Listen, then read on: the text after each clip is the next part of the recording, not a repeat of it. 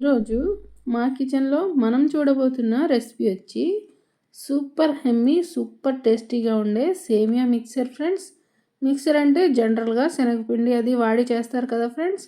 ఇక్కడ శనగపిండి అది ఏమి వాడకుండా సేమియా మిక్సర్ని ఈజీగా ఎలా తయారు చేసుకోవాలో వీడియోలోకి వెళ్ళి చూద్దామా. హాయ్ ఫ్రెండ్స్, నేను మీ దిల్లు. హలో ఫ్రెండ్స్, నేను మీ కరిష్మాని. Welcome to Dillu Karishma's kitchen. సేమియా మిక్సర్కి కావలసిన పదార్థాలు: ఒక కప్పు వరకు ఇక్కడ సేమియాలను తీసుకోవాలి. కప్పు అంటే నేను మెజరింగ్ కప్స్తో చూపించడం లేదు ఫ్రెండ్స్.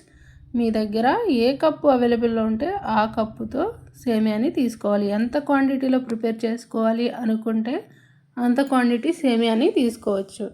అలాగే ఒక అరకప్పు వరకు ఇక్కడ కాస్త మందంగా ఉండే అటుకుల్ని తీసుకోవాలి. ఇలాంటి బౌల్స్ అనేవి ప్రతి ఇంట్లో అవైలబుల్లో ఉంటాయి కదా, అలాంటి బౌల్స్తో కొలిచి మీరు ఈ మిక్సర్ని ప్రిపేర్ చేసుకోవచ్చు.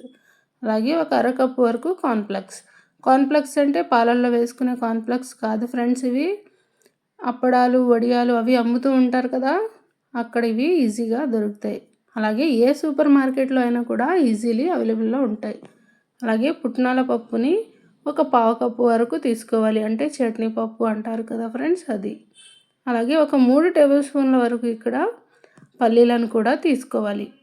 అలాగే ఫ్రెండ్స్, మనం ఈ రెసిపీ చేసుకుంటూ అందులో మరికొన్ని ఇంగ్రీడియంట్స్ని యాడ్ చేసుకుంటూ వాటి క్వాంటిటీ కూడా నేను చెప్తాను ఫ్రెండ్స్.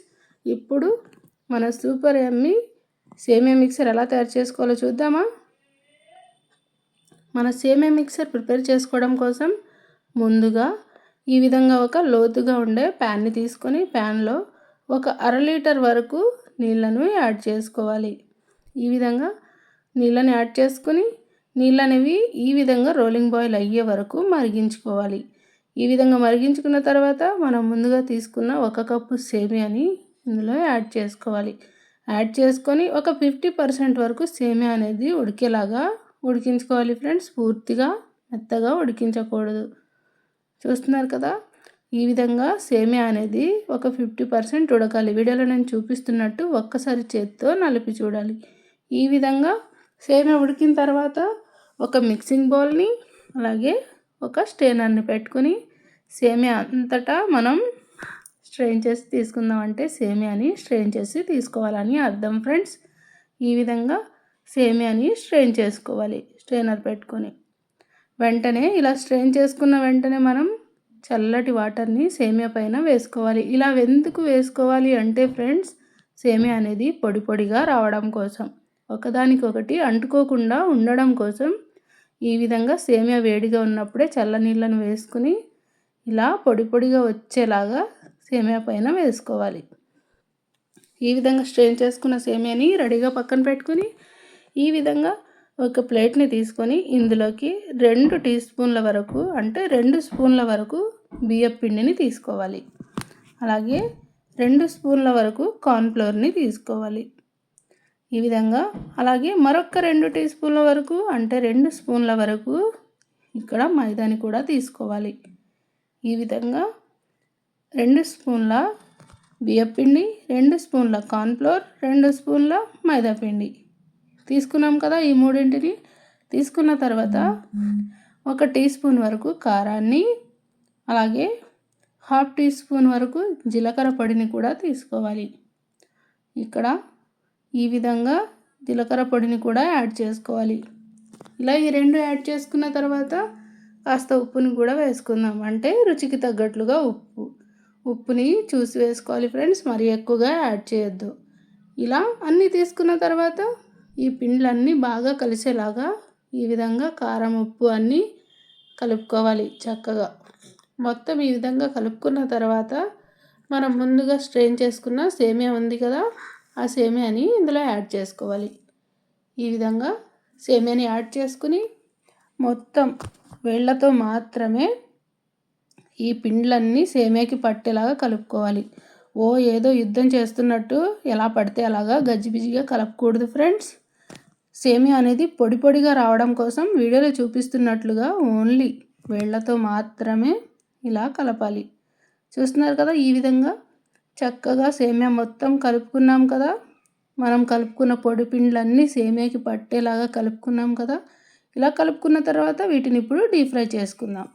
సేమియా డీప్ ఫ్రై చేసుకోవడం కోసం ముందుగా ఈ విధంగా ప్యాన్లోకి డీప్ ఫ్రైకి సరిపడా ఆయిల్ని వేసుకుని స్టవ్ పైన పెట్టుకుని నేను కాస్త మీడియం హీట్లోకి వచ్చేలాగా హీట్ చేసుకున్నాను ఫ్రెండ్స్.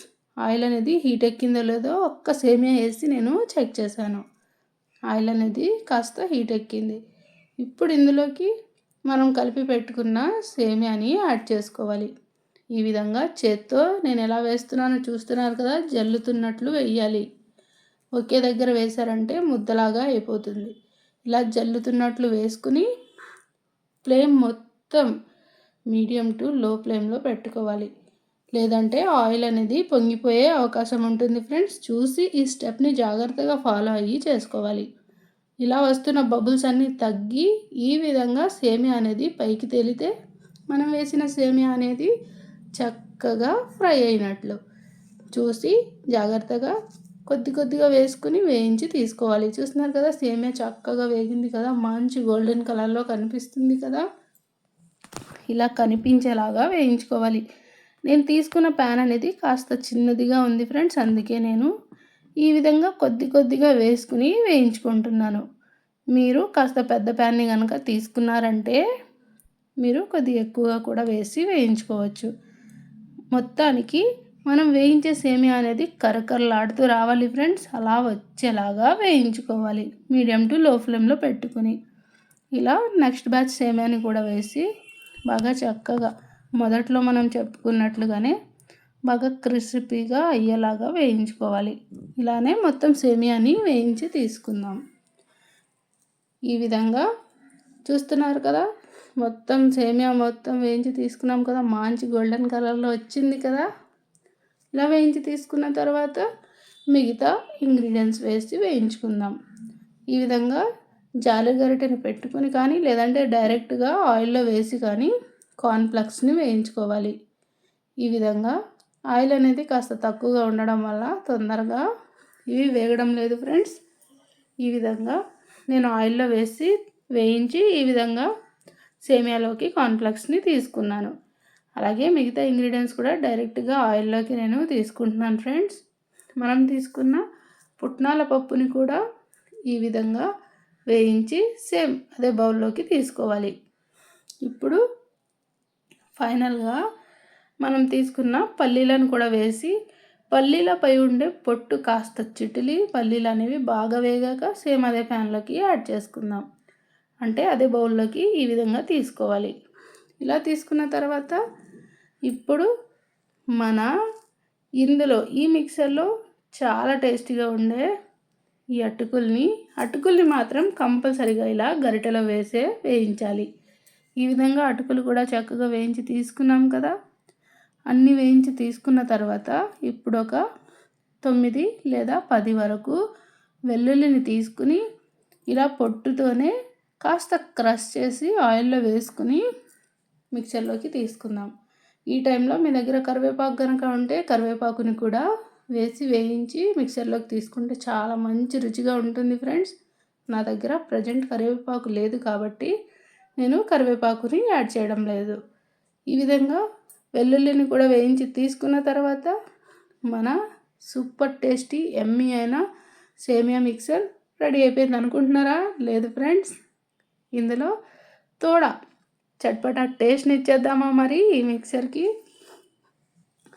మన చేసిన మిక్సర్కి చట్పటా టేస్ట్ని ఇవ్వడం కోసం కాస్త ఉప్పుని ఇక్కడ యాడ్ చేసుకోవాలి.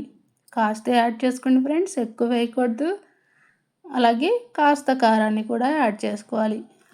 ఇవి ఎక్కువ క్వాంటిటీ అనేది ఏమీ లేదు కాబట్టి నేను స్పూన్స్ వైజ్లో మీకు చెప్పడం లేదు. అలాగే కాస్త చాట్ మసాలా కొద్దిగా ఎక్కువగా ఉన్నా కూడా పర్వాలేదు.